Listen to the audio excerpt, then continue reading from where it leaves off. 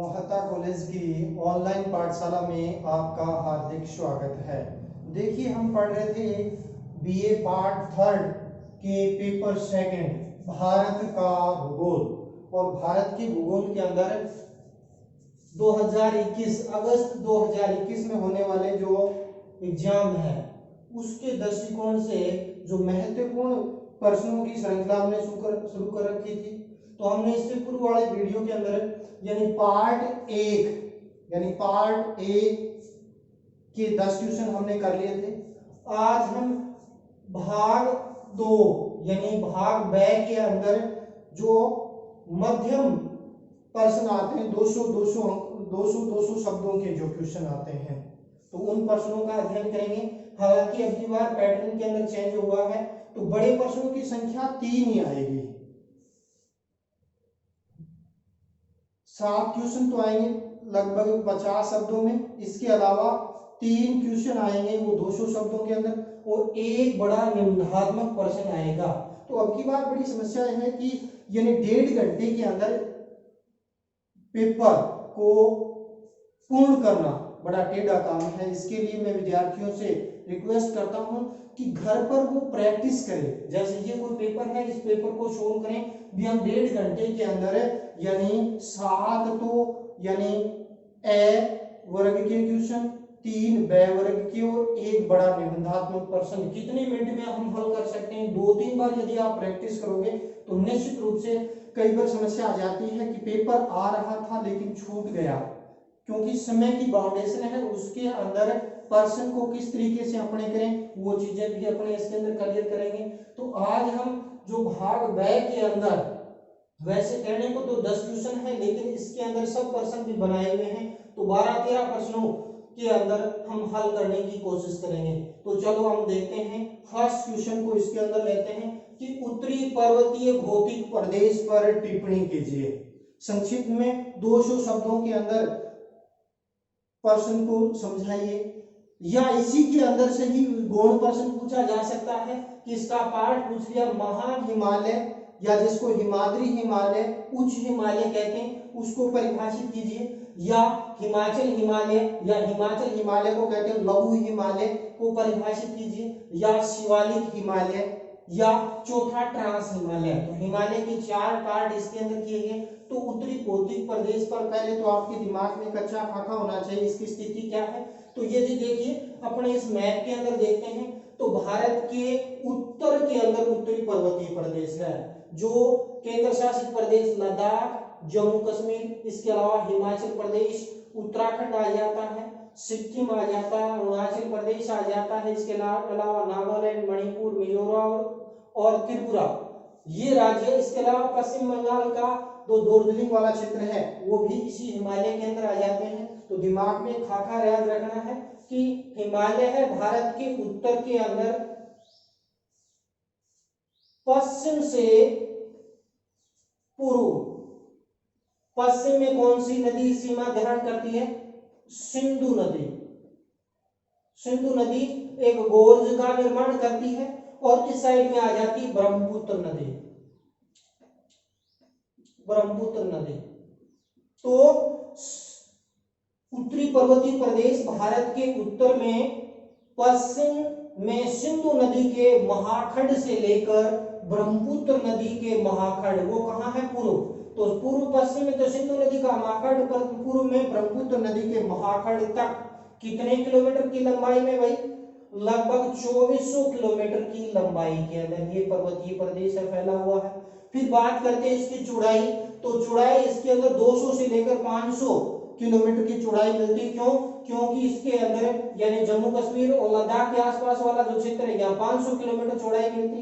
इस तरह हम बात करते हैं ये वाला जो बेल्ट है यानी लगभग 250 से 300 किलोमीटर तक चौड़ा है, या असम के पास में ये 100 किलोमीटर तक ही चौड़ा है।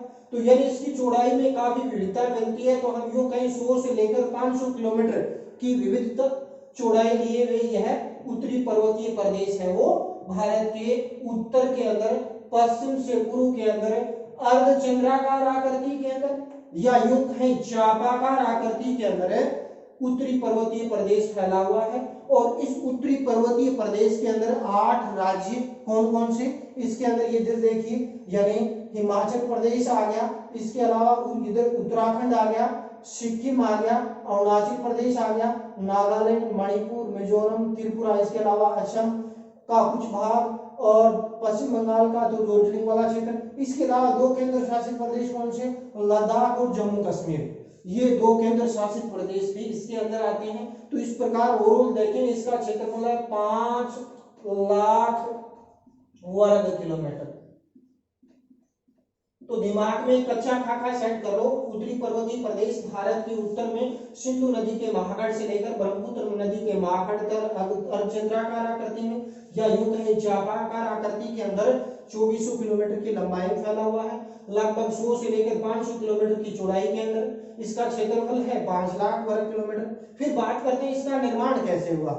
तो भारत के अंदर प्रायद्वीपीय पठार के उत्तर के अंदर टैथिस भूसन्नति थी और टैथिस भूसन्नति के अंदर उत्तरवर्ती जो यानी हिमालय के निर्माण से पूर्व की जो नदियां हैं, चाहे वो सिंधु हो, चाहे वो सिंधु हो, सतलुज हो, चाहे आपकी बात करते हैं ब्रह्मपुत्र, ये जो नदियां इसके अंदर गिरती थी और वहां मुख्य रूप से संकुचनात्मक बल के कारण इस हिमालय पर्वत श्रेणी का निर्माण हुआ।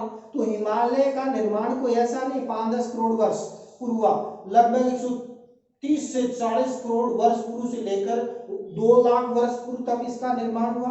तो इस प्रकार हिमालय केवल एक पर्वत श्रेणी नहीं है, कई पर्वत श्रेणियों का समूह इसके अंदर प्रमुख रूप से क्या है पाया जाता है। तो इसमें ग्रेनाइट, एसिस्ट है, डोलोमाइट है, ये चट्टानें हैं वो प्रमुख रूप से इसके अंदर पाई जाती है। और इस हिमालय के अंदर चूंकि कई पर्वत श्रेणियों का समूह है, प्रमुख रूप से 4 भागों के अंदर इसके अंदर विभाजित किया जा सकता है। जिसके यानी हम बात करते हैं उत्तर के अंदर, यदि हम बात करते हैं इस क्षेत्र के अंदर तो आ जाता है कौन सा, ट्रांस हिमालय, उसके बाद महा हिमालय या हिमाद्री हिमालय भी कहते हैं, उसके बाद हिमाचल हिमालय जिसको लघु हिमालय भी कहते हैं, उसके बाद शिवालिक हिमालय प्रमुख रूप से इसके अंदर पाया जाता है। तो फर्स्ट तो हम देखते हैं यानी कौन सा, यानी ट्रांस हिमालय। तो ट्रांस हिमालय महा हिमालय जो सबसे ऊंचा है उसके उत्तरवर्ती पर्वत श्रेणी है और ट्रांस हिमालय का निर्माण महा हिमालय का जो मलबा, क्योंकि इसका ढाल तीक्ष्ण है छेद, तो इसके मलबे के संकुचन, इसके जमाव से इसका निर्माण हुआ है। किसका, ट्रांस हिमालय का। इसकी खोज किसने की, यानी स्वेन हेडेन नामक भूगोलवेत्ता ने ट्रांस हिमालय की प्रमुख रूप से क्या है इसके अंदर खोज की। फिर बात करते हैं ट्रांस हिमालय की लंबाई कितनी है, तो 960 किलोमीटर की लंबाई के अंदर कौन सा, ट्रांस हिमालय। जो ट्रांस हिमालय है वो 960 किलोमीटर की लंबाई के अंदर फैला हुआ है। लगभग इसकी चौड़ाई है वो 225 किलोमीटर की चौड़ाई फैली हुई, क्योंकि इसके महा हिमालय का मलबा के निक्षेप से युक्त सैग्रंथन चट्टानें पाई जाती है। हालांकि इसकी ऊंचाई की बात करते हैं तो ज्यादा ऊंचाई ट्रांस हिमालय की देखने को नहीं मिलती है। इसकी ऊंचाई की यदि हम बात करें तो ज्यादा नहीं, लगभग यानी 1500 से लेकर 2-2500 मीटर तक ऊंचाई देखने को मिलती है, लेकिन कई चोटी है वो 8000 से अधिक ऊंची देखने को मिलती है। जैसे मैं बात करूं ब्रॉड पीट चोटी है वो मुख्य रूप से क्या है 8000 से अधिक मीटर ऊंची प्रमुख रूप से क्या है इसके अंदर देखने को मिलती है। तो ट्रांस हिमालय के अंदर तो छोटा 2 नंबर का प्रश्न बन सकता है कि ट्रांस हिमालय पर टिप्पणी लिखिए। तो ट्रांस हिमालय हिमालय का उत्तरवर्ती भाग है, क्योंकि इसका अधिकांश भाग तिब्बत में है इसलिए इसको तिब्बत हिमालय कहते हैं। इसकी खोज स्वेन हेडेन नामक भूगोलवेत्ता ने की और ये 960 किलोमीटर की लंबाई में लगभग 225 से 250 किलोमीटर की चौड़ाई के अंदर फैला हुआ है। और इसके अंदर बात करते हैं तो इसमें महा हिमालय के मलबा के निक्षेप से युक्त सैग्रंथन चट्टानें हैं। इस हिमालय की विशेषता है कि इससे उत्तर में साइबेरिया से आने वाली ठंडी हवा के कारण यह ठंडा मरुस्थल है इसमें, तो यहाँ वनस्पति का पूर्णतः अभाव पाया जाता है। तो पथरीला मरुस्थल है ये, ठंडा मरुस्थल देखने को मिलता है, वनस्पति का पूर्णतः अभाव इसके अंदर देखने को मिलता है। तो ये हो गया एक नंबर पर तो ट्रांस हिमालय। उसके बाद दूसरे हिमालय की बात करते हैं तो ये आ जाता है महान हिमालय।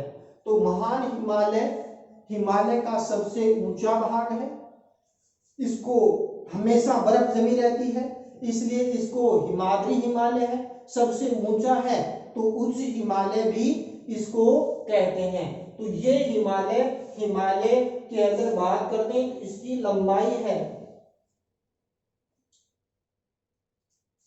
वहीं 2400 किलोमीटर की लंबाई में। वहीं सिंधु नदी के महाखंड से लेकर ब्रह्मपुत्र नदी के महाखंड तक महाहिमालय का विस्तार पाया जाता है। महाहिमालय की औसत ऊंचाई लगभग 6100 मीटर है। 6000 से लेकर 6100 मीटर इसकी औसत ऊंचाई है और लगभग 40 चोटियां हैं जिसकी ऊंचाई 7000 मीटर से अधिक ऊंची पाई जाती है। और एशिया की अधिकांश ऊंची चोटियां इसी हिमालय में देखने को मिलती है। विश्व की सबसे ऊंची चोटी सागरमाथा जिसको माउंट एवरेस्ट कहते हैं 8848 मीटर इसी हिमालय के अंदर है। फिर बात करते हैं महाहिमालय की चौड़ाई की बात करें तो चौड़ाई पाई जाती है मात्र 25 किलोमीटर की चौड़ाई लिए हुए है ये कौन सा यानी आपका महाहिमालय, जिसको हिमाद्री हिमालय उच्च हिमालय के रूप में भी इसको परिभाषित किया जाता है। औसत ऊंचाई 6100 मीटर है, लंबाई इसकी 2400 किलोमीटर है। यह हिमालय का सबसे प्राचीनतम सबसे पहला बना हुआ भाग है जिसकी हम बात करते हैं निर्माण। तो निर्माण हुआ था 130 से 140 करोड़ वर्ष पूर्व इसका निर्माण हुआ। किसका? महाहिमालय कह दो जो यानी ट्रांस हिमालय के दक्षिण में उसके समानांतर मुख्य रूप से क्या है इसके अंदर फैला हुआ है। और इस हिमालय की विशेषताएं देखना चाहें तो इसके अंदर कई चोटियां हैं, जैसे मैंने डिस्कस किया माउंट एवरेस्ट जो नेपाल के अंदर है 8848 मीटर ऊंची पाई जाती है। इसके अलावा भारत के सिक्किम में कंचनजंगा जो भारत में सबसे ऊंची चोटी है 8598 मीटर वो भी इसी हिमालय के अंदर स्थित है। इसके अलावा धौलाधर है 8172 मीटर है वो भी इसी हिमालय के अंदर स्थित है। इसके अलावा यदि हम बात करते हैं जो नंगा पर्वत है वो भी 8126 मीटर वो इसी हिमालय के अंदर देखने को मिलता है। इसके अलावा अन्नपूर्णा है 8078 मीटर, नंदा देवी है, त्रिशूल है, ये जो चोटियां हैं वो इसी हिमालय के अंदर पाई जाती है। फिर बात करते हैं जो ये हिमालय है इसके अंदर तीक्ष्ण कटक और ढाल पाए जाते हैं। भूगर्भिक दृष्टि से ये अभी भी संवेदनशील है तो इसमें भूस्खलन की क्रियाएं भी इस क्षेत्र के अंदर प्रमुख रूप से देखने को मिलती है। इस हिमालय में कई दर्रे पाए जाते हैं और दर्रों की बात करते हैं तो जम्मू कश्मीर है, जम्मू कश्मीर के अंदर बुर्जिल व जोजिला दर्रा इसके अंदर प्रमुख रूप से देखने को मिलता है। इसके अलावा हिमाचल प्रदेश है उसके अंदर बड़ा लाचा और यदि हम शीत किला बड़ा लाचाला और शीत किला वो मिलता है कहाँ? हिमाचल प्रदेश के अंदर दर्रे पाए जाते हैं। फिर थांगला है, नीति है, लिपुलेख दर्रा है वो कहाँ को पाया जाता है? उत्तराखंड राज्य के अंदर पाया जाता है। इसके अलावा सिक्किम के अंदर यदि हम बात करते हैं तो प्रमुख दर्रे पाए जाते हैं या लिपुलेख के अंदर नाथुला और जिलिपला प्रमुख दर्रे पाए जाते हैं। इसके अलावा अरुणाचल प्रदेश में पाया जाता है बोमडिल्ला दर्रा प्रमुख रूप से पाया जाता है।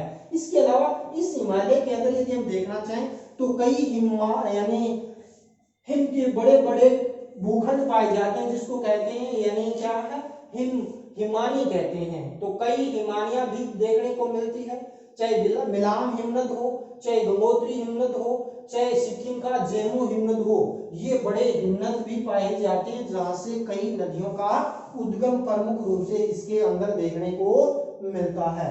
इस प्रकार यदि हम देखें तो ये हिमालय है सबसे ऊंचा है और सबसे ऊंची चोटियां इसी हिमालय के अंदर देखने को पाई जाती है। और पर्वत श्रेणियों का चूंकि इसके ढाल तीक्ष्ण होने के कारण यहाँ प्रमुख रूप से क्या है यानी तीक्ष्ण कटक भी प्रमुख रूप से पाए जाते हैं और इस क्षेत्र के अंदर यानी वन संपदा पाई जाती है, लेकिन कोणधारी वन प्रमुख रूप से इस क्षेत्र के अंदर देखने को मिलते हैं। तो ये हो गया कौन सा, महाहिमालय। तो रटने की आवश्यकता नहीं, महाहिमालय हिमालय का सबसे ऊंचा पार्ट है जो सिंधु नदी के महाखंड से लेकर ब्रह्मपुत्र नदी के महाखंड तक चापाकार आकृति के अंदर फैला हुआ है।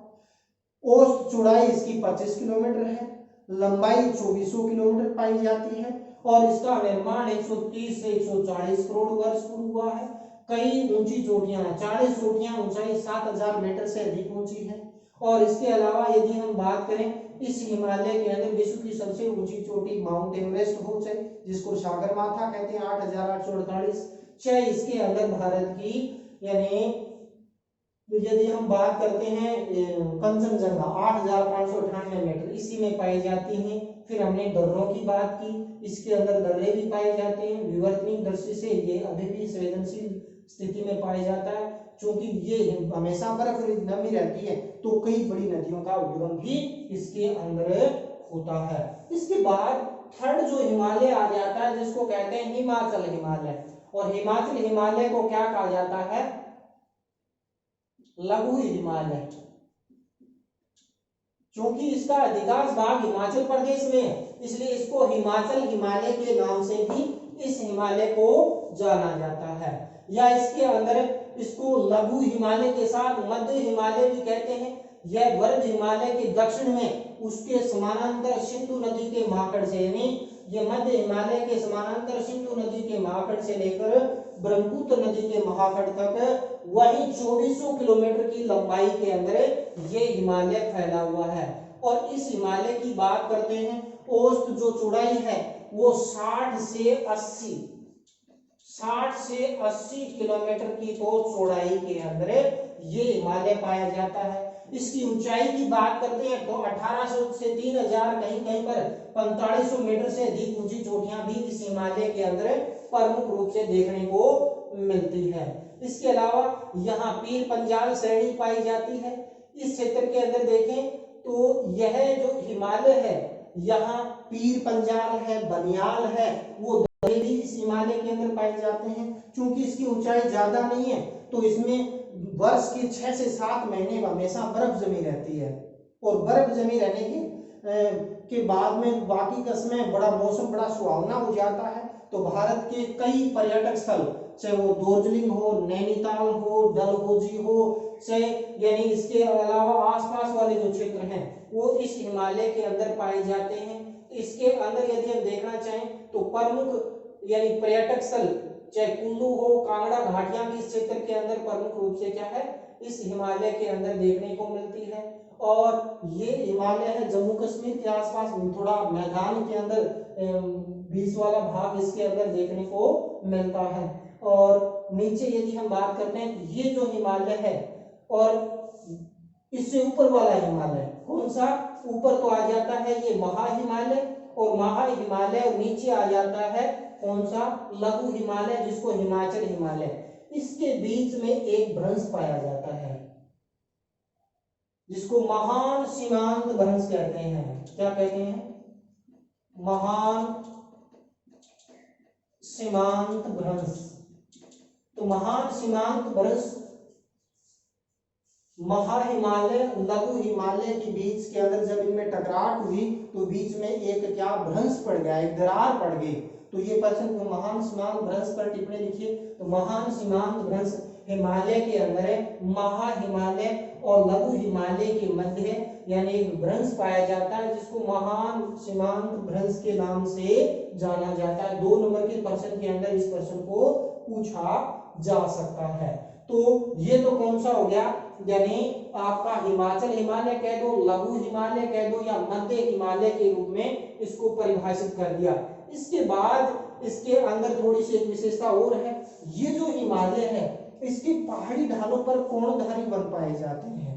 इनकी स्लोप में जो घाटियां होती है उन घाटियों के अंदर घास के मैदान पाए जाते हैं, जिसका हमने पिछले वीडियो में डिस्कस किया था, बुग्याल व प्यार या मृग। तो यानी मध्य हिमालय या लघु हिमालय के यानी ढालू घाटियों में जो पाए जाने वाले घास के जो मैदान हैं, उस मैदान को उत्तराखंड में घुग्याल व पयार कहते हैं, जम्मू कश्मीर में मर्ग कहते हैं, जैसे गुलमर्ग है, सोनमर्ग है, वो घास के मैदान भी इसके अंदर पाए जाते हैं। इसके अलावा चौथा आ जाता है शिवालिक हिमालय, और शिवालिक हिमालय को बाह्य हिमालय भी कहते हैं, बाह्य हिमालय। तो बाह्य यह हिमालय यानी ऊपर में आ जाता है हिमाचल, दक्षिण में इसकी सीमा कौन सा बनाता है, वो बनाता है उत्तर भारत का विशाल मैदान, इसका प्रमुख रूप से क्या है, निर्माण करता है। और इसके अंदर बात करते हैं इसकी जो चौड़ाई की बात करें तो चौड़ाई कम देखने को मिलती है। यह सिंधु से लेकर तीस्ता नदी तक 2000 किलोमीटर की लंबाई में। इसके अलावा 50 किलोमीटर चौड़ा है ये, कितना 50 किलोमीटर की चौड़ाई मिलती है किसकी, यानी शिवालिक हिमालय, या इसको कहते हैं बाह्य हिमालय के रूप में इसको परिभाषित किया जाता है। और औसत ऊंचाई को ज्यादा नहीं है, 1200 मीटर इसकी औसत ऊंचाई है। कई किताबों में 600 से लेकर 1200 मीटर तक इसकी औसत ऊंचाई देखने को मिलती है। तो इस हिमालय ज्यादा ऊंचा रहने के कारण यहाँ बर्फ नहीं जमती, पहली बात तो। इसके अंदर से निकलने वाली नदियां हैं वो बरसाती नदियां हैं। राजस्थान के अंदर एक ही नदी हिमालय से निकलती है, वो भी अपने शिवालिक से निकलती है, कालका शिमला की पहाड़ियों से। कौन सी निकलती है, वो निकलती है आपकी घग्गर नदी, जो प्राचीन काल की जो सरस्वती नदी है, जो राजस्थान के अंदर गंगा है, हनुमानगढ़ में बहते हुए अंत में पाकिस्तान में चली जाती है। तो बरसाती नदियां और हिमालय की 95% नदियां 12 मासी है। तो राजस्थान का बड़ा दुर्भाग्य इसके अंदर देखने को मिलता है। तो इस प्रकार यदि देखें, ये जो हिमालय है इसके अंदर ऊंचा नीचा धरातल है, तेज ढाल है, जिस पर भूस्खलन की घटनाएं प्रमुख रूप से देखने को मिलती है। और इस हिमालय का जो निर्माण है किसका, शिवालिक हिमालय का, तो 2 लाख से लेकर 2 करोड़ वर्ष पूर्व इसका निर्माण हुआ।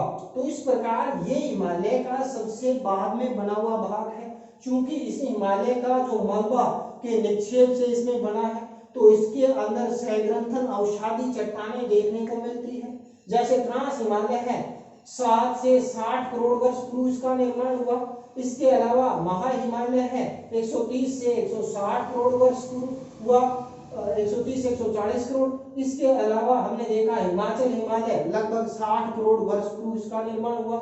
इसका निर्माण 2 लाख से 2 करोड़ वर्ष पूर्व इसका निर्माण हुआ। तो रटने की आवश्यकता नहीं, इसको और ज्यादा विस्तारित देखना है तो भारत के भौतिक प्रदेश वाला वीडियो निकालकर आपने इसका और विस्तार से अध्ययन कर सकते हैं। तो मैंने ज्यादा ही विस्तारित बता दिया, तो आपको यानी मैटर सिलेक्ट करना है। लगभग 1 पेज के अंदर यानी आपका उत्तर आ जाना चाहिए। तो रटने की आवश्यकता नहीं, दिमाग में एक इमेज बनाओ।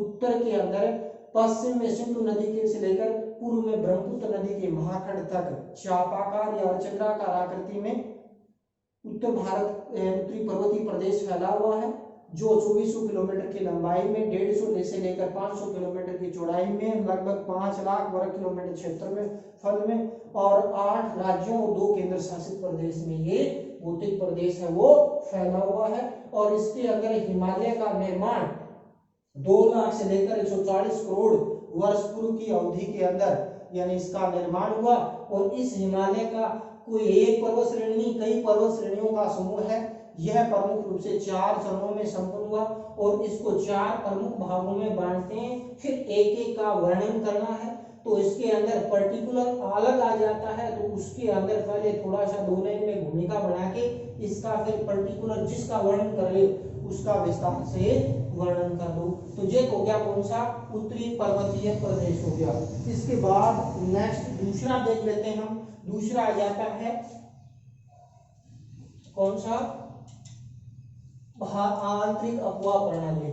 तो भारत की नदियों में से ये टॉपिक लिया गया है। और आंतरिक अपवाह प्रणाली से क्या तात्पर्य है और आंतरिक अपवाह प्रणाली में कौन कौन सी नदियां आती है उस पर भी थोड़ा सा डिस्कस कर लेते हैं। तो आंतरिक अपवाह प्रणाली से तात्पर्य भारत की वे नदियां जो न तो बंगाल की खाड़ी की अपवा प्रणाली का भाग है, न अरब सागरीय अपवा प्रणाली का भाग है, तो फिर क्या है, वो नदियां या तो मरुस्थलीय धोरों के अंदर विलुप्त हो जाती है या किसी बड़ी झील में जाकर गिर जाती है।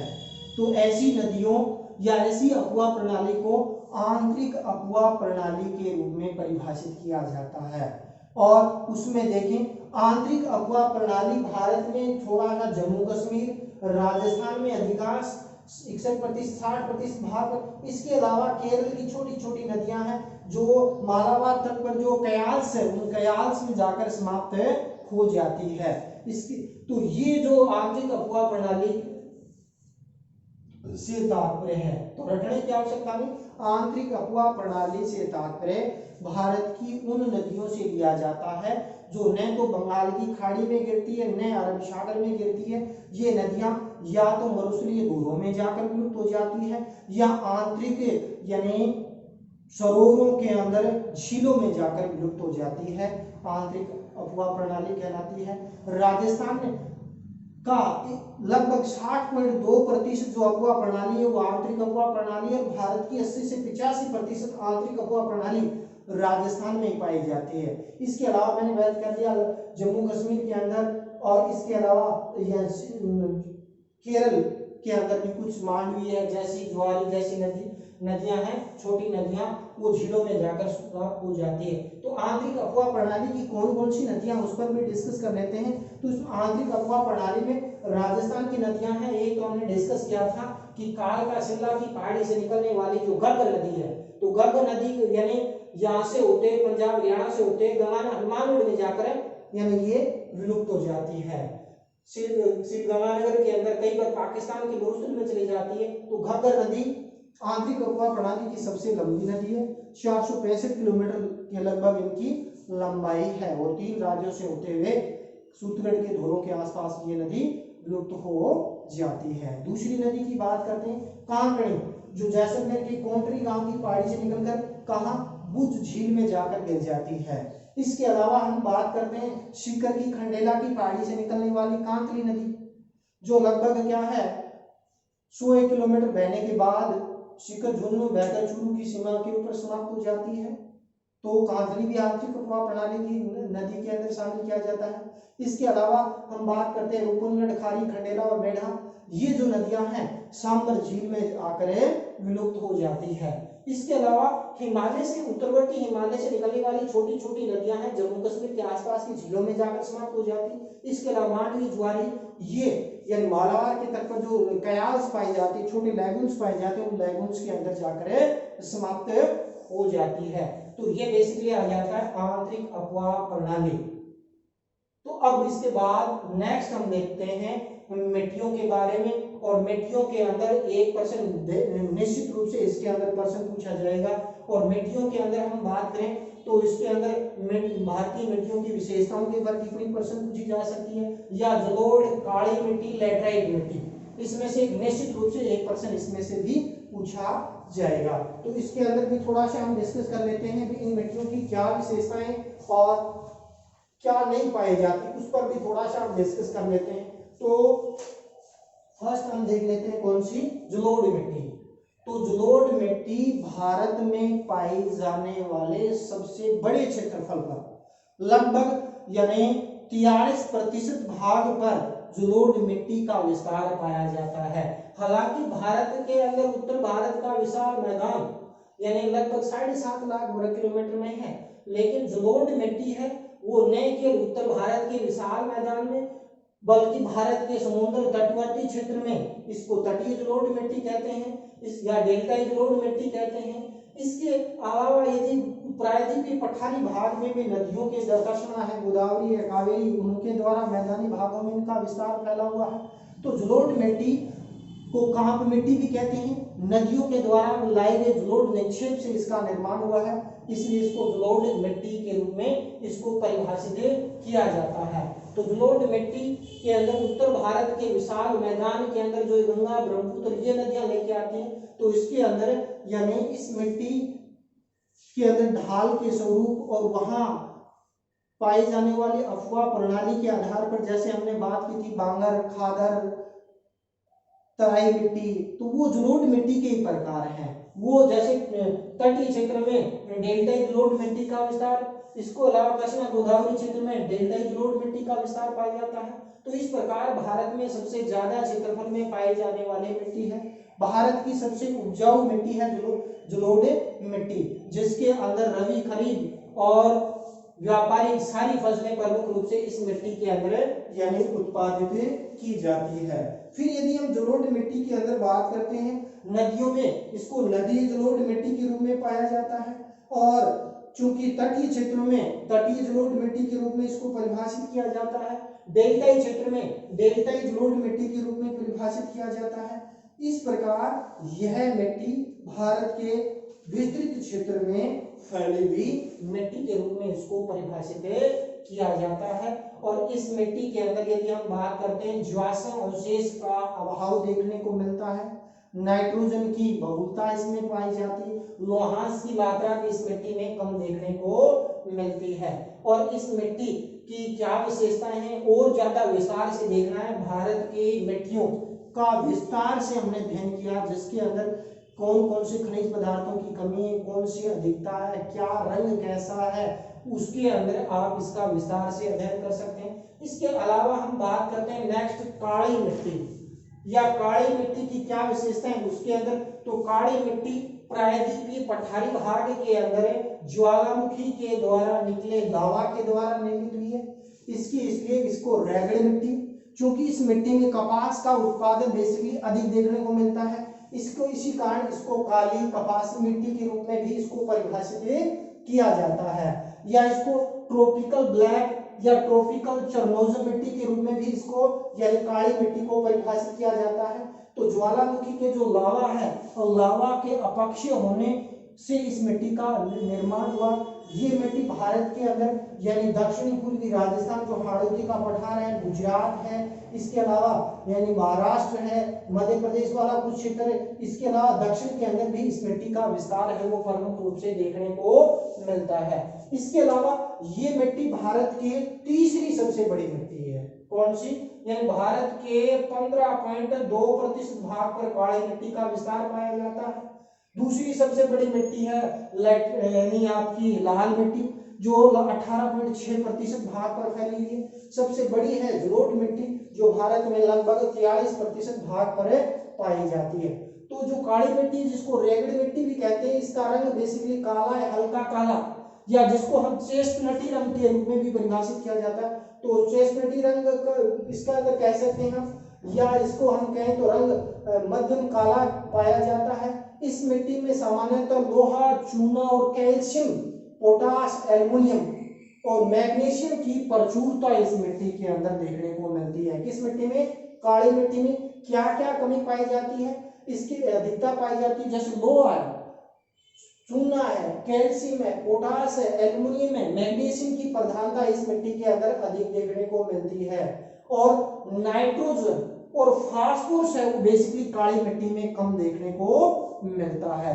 तो ये जो काली मिट्टी है बेसिकली इसके अंदर देखना चाहिए तो इस मिट्टी की विशेषता है कि तीव्र जल धारण करने की क्षमता पाई जाती है, और भीगने पर ये मिट्टी क्या होता है, सौते जुताई वाली मिट्टी के रूप में भी इसको परिभाषित किया जाता है। तो इस प्रकार जो ये काली मिट्टी है भारत में कपास और दलहनी फसलों के लिए प्रमुख रूप से क्या है, प्रसिद्ध है। चाहे आप सोयाबीन की खेती करो, प्रचुर मात्रा में इसके अंदर आ जाती है। ये मिट्टी के अंदर जब सतह यानी जल भर जाता है तो गदगद हो जाती है, इसलिए इस मिट्टी को सौते जुताई वाली मिट्टी के रूप में भी किसको, काली मिट्टी को परिभाषित किया जाता है। तो इस मिट्टी के अंदर क्योंकि कपास अधिक होता है इसलिए इसको काली कपासी मिट्टी भी कहते हैं। तो रखने की आवश्यकता नहीं। काली मिट्टी दक्षिणी भारत के प्रायद्वीपीय पठारी भाग के अंदर जो मालवा का पठारी भाग है वहां ज्वालामुखी के दरारी उद्भेदन से निकले लावा के क्षय होने से इस मिट्टी का निर्माण हुआ है। चूंकि रंग काला है इसलिए काली, चूंकि कपास अधिक उत्पादन होता है इसलिए काली कपासी मिट्टी कहते हैं। भारत की तीसरी सबसे बड़े क्षेत्रफल में प्रतिशत भाग पर भारत में इस मिट्टी का विस्तार पाया जाता है। काली मिट्टी को ट्रॉपिकल ब्लैक या ट्रॉपिकल चर्नोजम, रेगड मिट्टी या काली कपासी मिट्टी के रूप में भी इसको परिभाषित किया जाता है। कई खनिज तत्वों की कमी पाई जाती है, लेकिन फास्फोरस और इसके अंदर यदि हम बात करते हैं फास्फोरस की इसके अंदर प्रमुख रूप से कमी देखने को मिलती है, क्योंकि अधिक जल ग्रहण करने की क्षमता आती है और ये ज्यादा यानी जल आ जाता है, संतृप्त हो जाती है, इसलिए ये इसको समतल जुताई वाली मिट्टी के रूप में भी इसको परिभाषित किया जाता है। तो ये हो गया कौन सा, यानी काली कपासी मिट्टी या जिसको हम काली मिट्टी के रूप में भी जानते हैं। इसके बाद तीसरी हम बात करते हैं लैटराइट मिट्टी की क्या विशेषता है। तो लैटराइट शब्द है वो लैटिन भाषा के लैटर शब्द से लिया गया है, जिसका तात्पर्य ईंट या ईंट जैसे रंग वाली जो मिट्टी होती है उसको ईंट या मिट्टी के रूप में भी परिभाषित किया जाता है। ये जो मिट्टी है हम बात करते हैं तो इसका निर्माण एक विशेष मानसून दृश्य क्षेत्रों के अंदर यानी अधिक तापमान वर्षा के अंदर यानी अपक्षालन की क्रिया के कारण इस मिट्टी का प्रमुख रूप से क्या हुआ है, निर्माण हुआ है।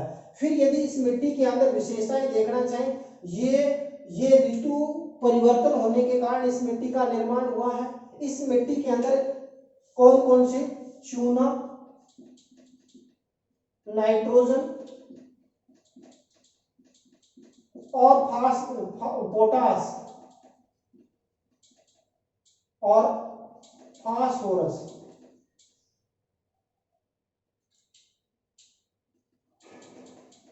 की इसके अंदर यानी कमी देखने को मिलती है। और ये जो भारत के लगभग 3.7% क्षेत्रफल पर पाई जाती है, भारत की चौथी सबसे बड़ी मिट्टी है जो भारत के अंदर यदि हम देखना चाहें लैटराइट मिट्टी, तो लैटराइट मिट्टी यानी 1.22 लाख वर्ग किलोमीटर में पाई जाती है।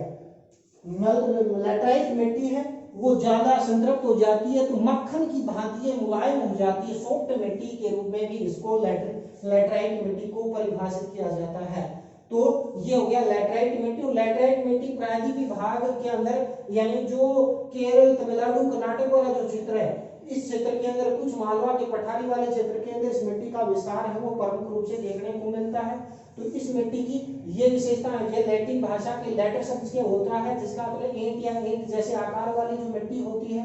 और इस मिट्टी के अंदर बात करें तो मानसून सदृश जलवायु के अंदर उच्च तापमान और वर्षा की विशेष परिस्थितियों में इस मिट्टी का प्रमुख रूप से क्या है, निर्माण हुआ है, जिसमें चूना पत्थर, नाइट्रोजन, पोटास, फास्फोरस की प्रमुख रूप से क्या है, कमी देखने को मिलती है। भारत के 3.7% भाग में पाई जाती है। चाय और कॉफी के लिए सर्वोत्तम ये मिट्टी मानी जाती है, चाय जैसे और कॉफी जैसी बागायती कृषि के लिए। और अगला टॉपिक अपना यही है कि भारत में कहवा या चाय की फसल के लिए आवश्यक भौगोलिक दशाएं कौन कौन सी हैं। तो इस पर्सन पर भी हम डिस्कस कर लेते हैं कि इस पर्सन पर नेक्स्ट पर्सन ये अपना पूरा हो गया मिट्टियों वाला। इसके अलावा कहवा व चाय की फसल के लिए आवश्यक भौगोलिक दशाओं का वर्णन कीजिए, इसका भी हम अध्ययन कर लेते हैं। तो देखिए कहवा या चाय, पहली बात तो ये बागाती कृषि है और ये लगभग 600 से लेकर 1500 मीटर ऊंचाई वाले ढालू भागों के अंदर होती है। क्यों? क्योंकि ज्यादा जल इसको इन फसलों को यानी जड़ों के अंदर रहना चाहिए। हालांकि वर्षा 200 से 250-300 सेंटीमीटर तक इसके अंदर वर्षा की आवश्यकता इसके अंदर होती है। तो इनके बारे में भी थोड़ा सा डिस्कस कर लेते हैं। तो चाय भारत के अंदर यानी ब्रिटिश काल के अंदर 1834 के अंदर सर्वप्रथम असम में चाय का बागान है वो प्रमुख रूप से इसके अंदर लगाया गया था। और चाय बेसिकली हम बात करते हैं तो भारत के लगभग 16 राज्यों के अंदर चाय का उत्पादन होता है, उत्तर पूर्व और दक्षिण के अंदर। लेकिन भारत की 95% चाय है वो लगभग 3 से 4 राज्य उत्पादन करते हैं। जैसे असम है, भारत में असम 54 से 55% चाय उत्पादन अकेला ये राज्य उत्पादन करता है। इसके अलावा लगभग 21 से 22% यानी पश्चिम बंगाल उत्पादन करता है। इसके अलावा कर्नाटक के अंदर भी चाय का उत्पादन और तमिलनाडु 95% चाय का उत्पादन करते हैं। इसके अलावा झारखंड, इसके अलावा हिमाचल प्रदेश, इस क्षेत्रों में भी छुट मात्रा में चाय उत्पादन होती है। लेकिन सुगंधित चाय की बात करते हैं तो दार्जिलिंग की चाय विश्व के अंदर सुगंधित चाय के रूप में भी विख्यात है। ये कौन सी चाय? तो ये तो आ जाता है बेसिकली इसका परिचय। और चाय के अंदर देखें तो भारत चाय के उत्पादन में तो प्रथम है, लेकिन निर्यात के अंदर भारत का दूसरा स्थान है, वो प्रमुख रूप से इसके अंदर आता है। क्योंकि अपना पड़ोसी देश है श्रीलंका, चाय के अंदर यानी उत्पादन तो दूसरा है, लेकिन यहाँ खपत कम होती है, तो निर्यात के मामले में श्रीलंका का स्थान है वो प्रमुख रूप से इसके अंदर आता है। अब हम थोड़ा सा डिस्कस कर लेते हैं कि चाय की फसल के लिए क्या क्या आवश्यक भौगोलिक दशाएं चाहिए।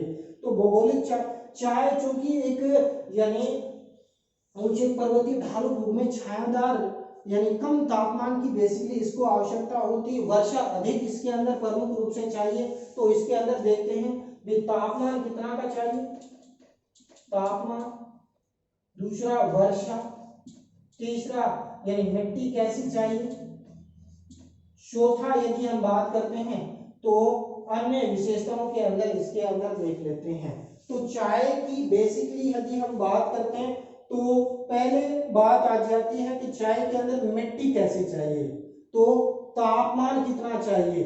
तो तापमान के अंदर बात करते हैं तो औसत तापमान यानी औसत मासिक तापमान 22 डिग्री सेंटीग्रेड से 34 डिग्री सेंटीग्रेड तापमान इसके लिए सर्वोत्तम प्रमुख रूप से क्या है पाया जाता है। इसके अलावा यदि हम बात करते हैं वर्षा कितनी की चाहिए, तो चाय की फसल के लिए मुख्य रूप से 150 से लेकर 200 सेंटीमीटर कह दो या 180 सेंटीमीटर वर्षा इस फसल के लिए चाहिए। फिर बात करते हैं लैटराइट मिट्टी इस फसल के लिए सर्वोत्तम है वो मानी जाती है। चौथा इसके लिए यानी दशाओं के अंदर बात करें तो इसके आसपास यानी छायादार पौधे होने चाहिए ताकि ये झुलसे नहीं। तो इसके अंदर बार बार इसकी पत्तियों को 3 से 4 बार छूटा जाता है, इसलिए सस्ते शरण की भी आवश्यकता इसके अंदर होती है। तो चाय की फसल के लिए यदि चाय की फसल के लिए आवश्यक दशाएं देख ली हमने। पहले तो थोड़ा सा भूमिका बना दो कि चाय मुख्य बागाती फसल है और भारत के 16 राज्यों में चाय उत्पादन होती है, लेकिन भारत की लगभग 95% चाय 4 राज्यों में कौन कौन से, असम के अंदर, पश्चिम बंगाल के अंदर, कर्नाटक और तमिलनाडु राज्य के अंदर उत्पादित होती है। फिर यदि हम बात करें चाय के उत्पादन में विश्व में भारत का दूसरा स्थान है। और चावल की फसल के लिए निम्न भौगोलिक आवश्यक चाय की फसल की तापमान 22 से 34 डिग्री सेंटीग्रेड, वर्षा 150 से 200 सेंटीमीटर, मिट्टी कैसी चाहिए लैटराइट मिट्टी की आवश्यकता मुख्य रूप से होती है जिसमें पोटास की मात्रा अधिक हो। ये चीजें प्रमुख रूप से सस्ता शरण की भी आवश्यकता इसके अंदर प्रमुख रूप से देखने को मिलती है। तो ये तो आ जाता है चाय के लिए। और चाय चूंकि अक्टूबर नवंबर में बोया जाता है और इसकी पत्तियां चुनने का मौसम 3 बार होता है। पहले तो अप्रैल से जून के अंदर इसकी पत्तियां चुन ली जाती है, दूसरा जुलाई से अगस्त, तीसरा सितंबर से अक्टूबर के अंदर चाय छूटी जाती है। तो सबसे जो चाय है वो औसत लगभग 54%, तो असम पश्चिम बंगाल लगभग 21 से 22%, इसके अलावा 20% केरल, तमिलनाडु, कर्नाटक, उत्तराखंड, हिमाचल प्रदेश ये राज्य प्रमुख रूप से उत्पादित करते हैं। तो ये तो गया चाय। अब आता है कहवा, जिसको हम क्या कहते हैं कॉफी कहते हैं। तो कहवा मुख्य रूप से क्या है 1798 में कहवा का पौधा दक्षिण भारत के अंदर कर्नाटक के अंदर ये पौधा लगाया गया। और भारत की अधिकांश जो चाय है वो मुख्य रूप से क्या है केरल, कर्नाटक और तमिलनाडु वाला जो पश्चिमी घाट वाला जो मालाबार तट और कोंकण तट है, इस तट पर भारत के अंदर यानी कॉफी के बागान पाए जाते हैं। पश्चिमी घाट के जो ढालू भाग हैं 600 से 1500 मीटर की ऊंचाई वाला जो भाग है वह चाय की खेती की जाती है। और भारत के अंदर सेबेस्टा अरबिका यानी 2 किस्में हैं। सेबेस्टा लगभग भारत के 68% सेबेस्टा किस्म की है और रोबस्टा 32% चाय रोबस्टा किस्म की प्रमुख रूप से उत्पादित की जाती है। हालांकि विश्व के अंदर चाय के उत्पादन में भारत का कोई ज्यादा स्थान नहीं है। तो प्रमुख रूप से हम इसकी विशेषताएं देख लेते हैं। भी इसके लिए औसत तापमान कितना चाहिए, तो औसत तापमान चाहिए इसके अंदर कॉफी के लिए 15 डिग्री से 18 डिग्री सेंटीग्रेड तापमान इसके अंदर चाहिए। वर्षा कितनी चाहिए 150 से 250 सेंटीमीटर।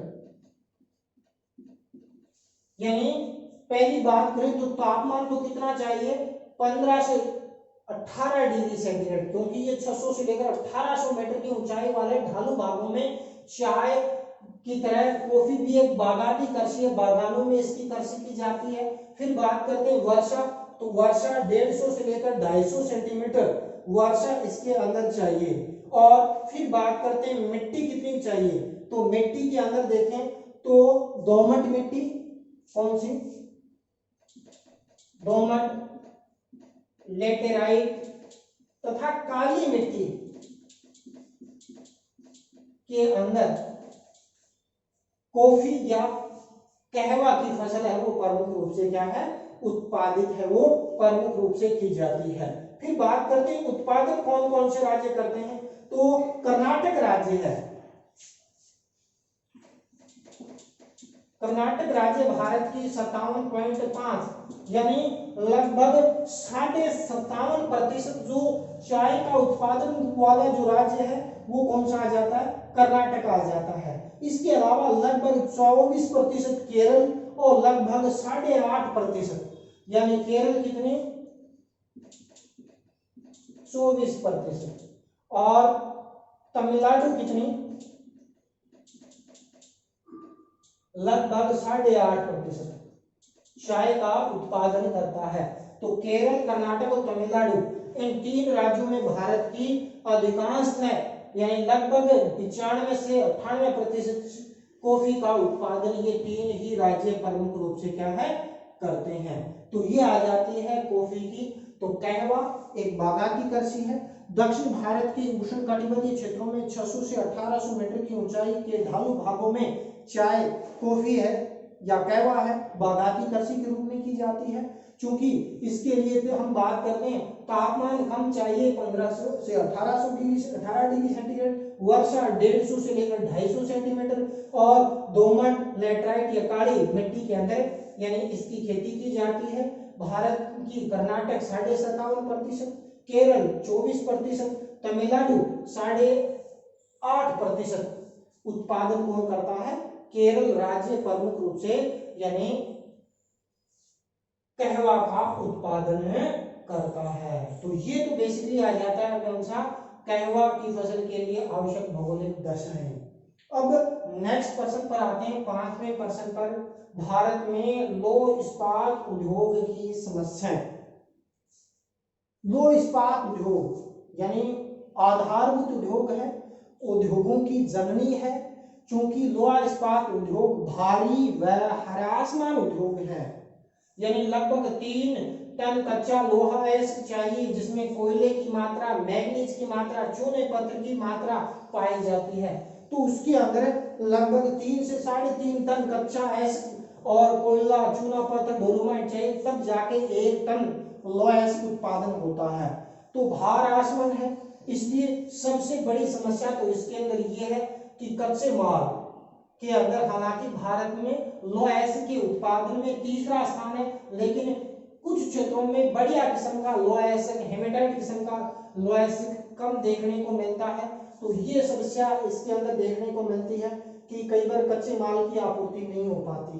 दूसरी सबसे बड़ी है कि लौह अयस्क के लिए, लोहे को गलाने के लिए विद्युत के रूप में कोयला चाहिए, और कोयले या कोकी कोयले, उच्च क्वालिटी का जो कोयला है वो भारत में अभाव पाया जाता है। उसकी पूर्ति न उपलब्ध होना पाना भी इस उद्योग की दूसरी सबसे बड़ी समस्या है, किसकी, कोयला की।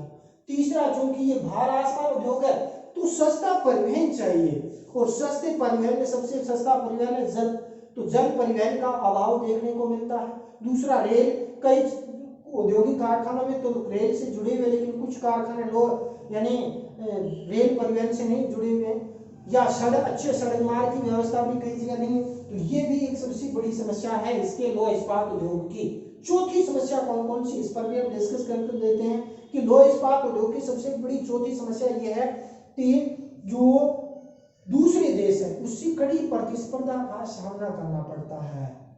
तो विदेशों से कड़ी प्रतिस्पर्धा का सामना करना पड़ता है। कई बार जो लघु और वृहद लौह इस्पात के जो कारखाने, उनमें आपस में भी यानी मुख्य रूप से अंतर्द्वंद हो जाता है, सरकारी निजी कारखानों में भी आपस में समस्या, ये भी समस्या प्रमुख रूप से इसके अंदर देखने को मिलती है। दूसरा, लो इस्पात तैयार होता है वो यानी अच्छी क्वालिटी का कई बार नहीं होने के कारण इसके निर्यात के अंदर जितने मूल्य मिलना चाहिए उतना मूल्य भी प्रमुख रूप से नहीं मिल पाता। दूसरा, जापान है भारत से कच्चा एसिड मांगता है, बढ़िया लो एसिड तैयार करके वह उपलब्ध करवा देता है। क्यों?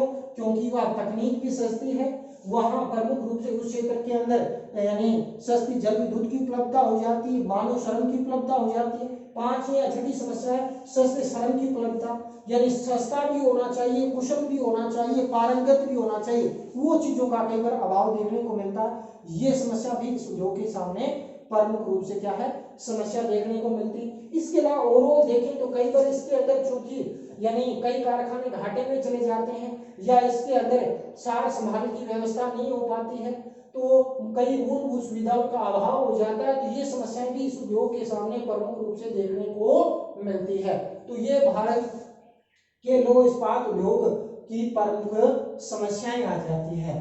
तो ये तो क्या कौन सा यानी भारत में लो इस्पात उद्योग की समस्याएं। इसके अलावा हम नेक्स्ट प्रश्न पर भी एक थोड़ा सा डिस्कस कर लेते हैं। तो भारत की जनसंख्या नीति 2000, बेसिकली भारत की जनसंख्या नीति 2000 है क्या, उस पर भी थोड़ा सा डिस्कस कर लेते हैं कि ये जनसंख्या नीति के अंदर देखें तो एक व्यापक क्षेत्र के अंदर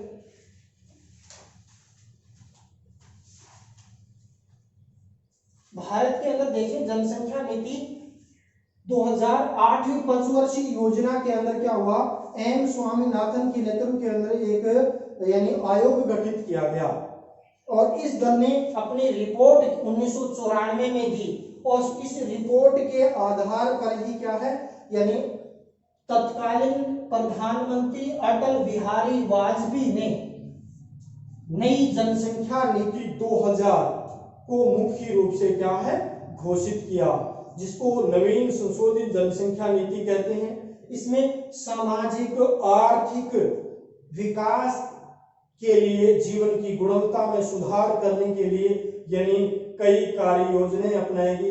इस जनसंख्या नीति के अंदर यानी जो लक्ष्य रखे गए थे उन लक्ष्यों को प्राप्त करने के लिए 3 कार्य योजनाएं या यूं कहें कि 3 उद्देश्य निर्धारित किए गए, जिसमें एक उद्देश्य रखा गया तात्कालिक उद्देश्य, दूसरा मध्यवर्ती उद्देश्य और तीसरा दीर्घकालिक उद्देश्य।